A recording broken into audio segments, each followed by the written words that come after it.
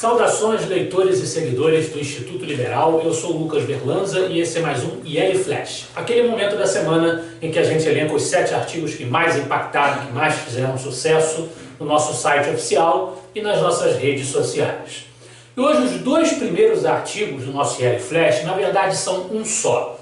É a primeira e a segunda parte de um texto, de uma análise profunda e meticulosa feita pelo nosso ex-diretor-presidente, Bernardo Santoro, que também já foi da área jurídica do IL, e que tem uma grande atuação no movimento liberal. Ele que escreveu o texto O Sentimentalismo Caro da Emenda de Felipe Rigoni e Tabata Amaral à Reforma da Previdência. Felipe Rigoni e a Tabata Amaral, essa talvez mais conhecida, né, muitos devem tê-la visto na sua sabatina ao ministro da Educação, ex-ministro professor Ricardo Vélez, que nós também homenageamos aqui no IEL, que tem uma ligação histórica com o nosso instituto.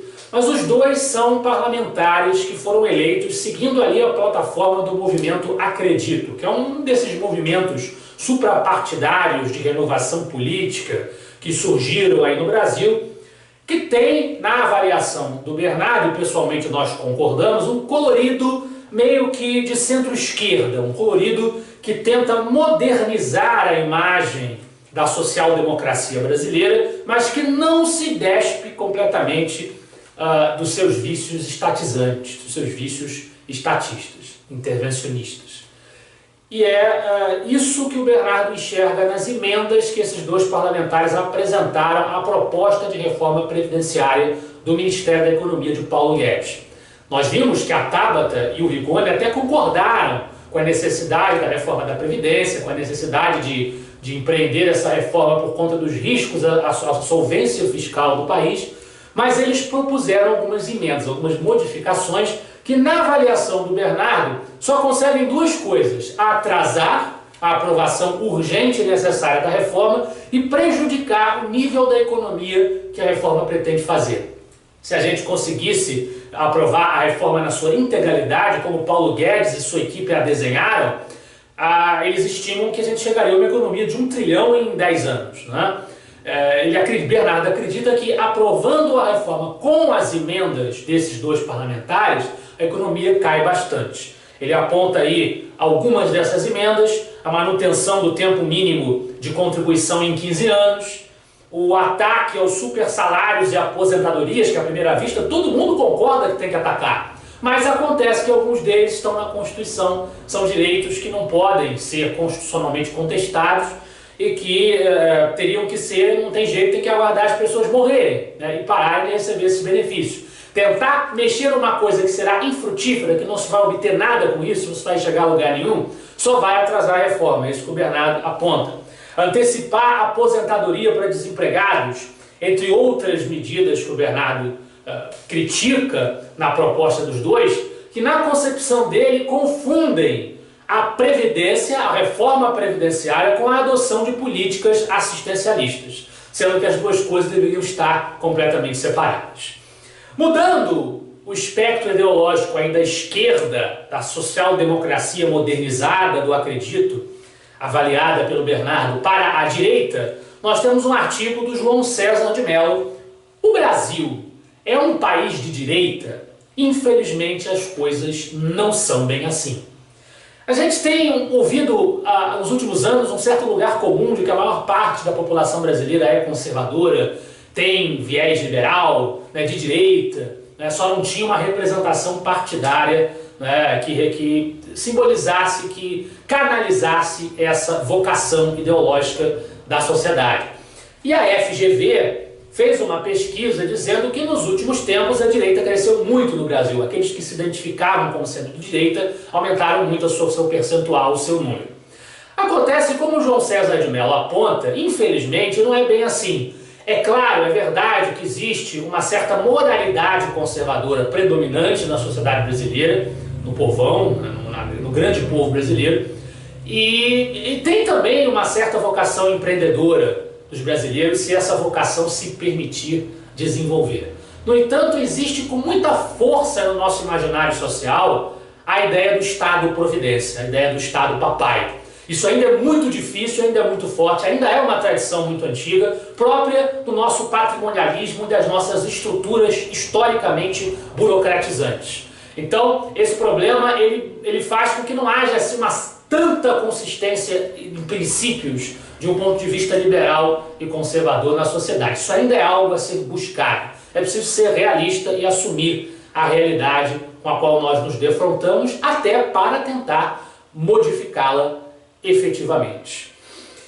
Uma prova da presença dessa ideologia estatizante permeando o nosso imaginário, o nosso meio social, está no artigo do Roberto Rachef, que ele dá um exemplo disso lá na cidade dele, em Porto Alegre. Vereadores porto-alegrenses declaram guerra contra bactérias em supermercados. O que quer dizer isso? Os vereadores de Porto Alegre votaram e aprovaram uma lei que obriga os supermercados a desinfetar os carrinhos de compra de bactérias. Tem que ter 0 bactéria no carrinho de supermercado. E não deixa colocar as crianças nos assentos que foram feitos justamente para isso, para colocar as crianças. O Roberto Rachef pontua que, puxa vida, bactéria pode haver até na mão do parlamentar que votou a favor desta lei. Né? Que milagre ele quer operar para eliminar da nossa convivência as bactérias. Bactérias temos no nosso próprio organismo. Então esse tipo de lei intrusiva e surreal mostra que nós ainda acreditamos num certo poder magístico do Estado de produzir e operar maravilhas, que é um poder que não existe e que é missão dos liberais, do Instituto Liberal especificamente, combater. Por outro lado, temos um exemplo positivo e que desafia muitas vezes um senso comum que deseja um conforto que na dinâmica do mercado não é possível. Explica-se no artigo do João Luiz Mauad: projeto de lei permite bombas de autosserviço em postos de combustíveis.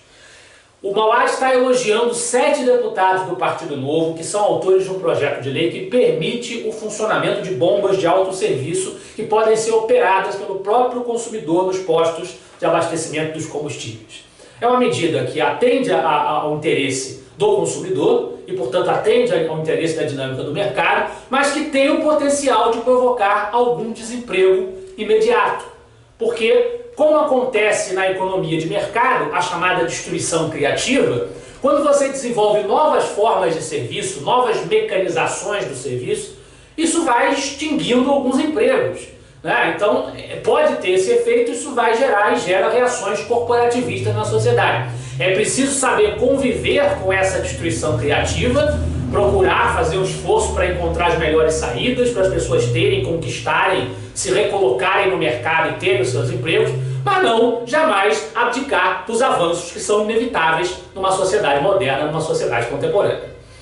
De volta ao lado ruim, o coletivismo na nossa mentalidade, outro artigo do João César de Mello, considerações sobre o caso Neymar.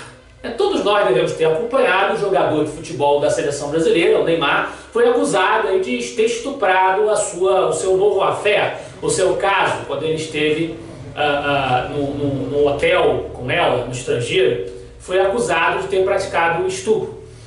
E algumas inconsistências vêm sendo verificadas nessas denúncias. O fato que o João César de Mello aponta, independentemente de qual seja a conclusão de uma investigação desse caso específico, é que já se parte para uma condenação do acusado de imediato, de acordo com quem acusa, com gênero, com etnia, enfim, submetendo o caso específico de uma denúncia que pode prejudicar severamente a vida de alguém a bandeiras ideológicas e bandeiras grupais. Porque interessa defender a mulher, né? A mulher, de pronto, para muitos, já tem razão.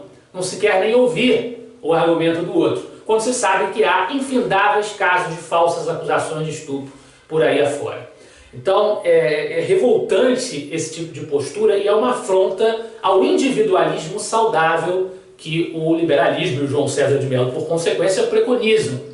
Neymar é homem, Nagila, sua acusadora, é mulher, mas os dois são indivíduos. E o indivíduo ele tem direito a um julgamento justo. É preciso ter cautela na hora de pontificar, de sentenciar alguém, de condenar alguém, sem ter as evidências suficientes. Nós quase não falamos no flash de hoje do nosso personagem recorrente em quase todo episódio, que é o governo Bolsonaro. Então, para não deixar de fora, nosso último artigo de hoje fala de governo Bolsonaro. É também do João César de Mello, porque a criação de uma moeda única no Mercosul é um equívoco.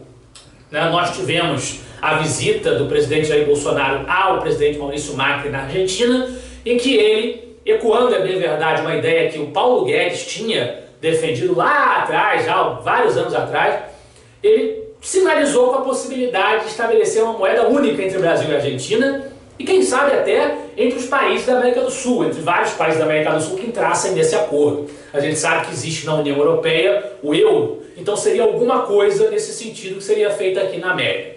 O problema é que, primeiro, essa proposta não é coerente com a plataforma que elegeu Jair Bolsonaro. Jair Bolsonaro se elegeu pregando, tal como Donald Trump, contra o globalismo, contra criar grandes blocos, criar grandes estruturas supranacionais que passassem por cima das especificidades nacionais, das soberanias nacionais. Então, querer unificar a moeda dos países da América Latina vai na contramão da plataforma com que Bolsonaro se elegeu. O que nos leva a pensar que provavelmente esse tipo de discurso é apenas uma maneira de apoiar Macri contra a possibilidade da volta do kirchnerismo, da volta dos aliados do bolivarianismo latino-americano. Talvez Bolsonaro, pensando nisso, tenha sinalizado um apoio com uma proposta que não se sustenta. E, em segundo lugar, não se sustenta porque as nações da América Latina são famosas pela sua irresponsabilidade fiscal. Então, muito mais do que os europeus, que já têm lá os seus grandes problemas, já com o próprio euro. Então, se nós fizermos isso, nós corremos um grande risco de par com as nossas próprias incapacidades, com as nossas próprias incompetências e desvarios crônicos, importar a crise dos nossos vizinhos, que sai da Argentina, que está passando por gravíssimos problemas. Então, devagar como andou, não é uma boa ideia. Esse foi o nosso Fiel Flash de hoje. Eu espero que vocês gostem dos artigos. Semana que vem estaremos de volta. Afinal de contas, para nós, você é a parte mais importante da sociedade. Até a próxima.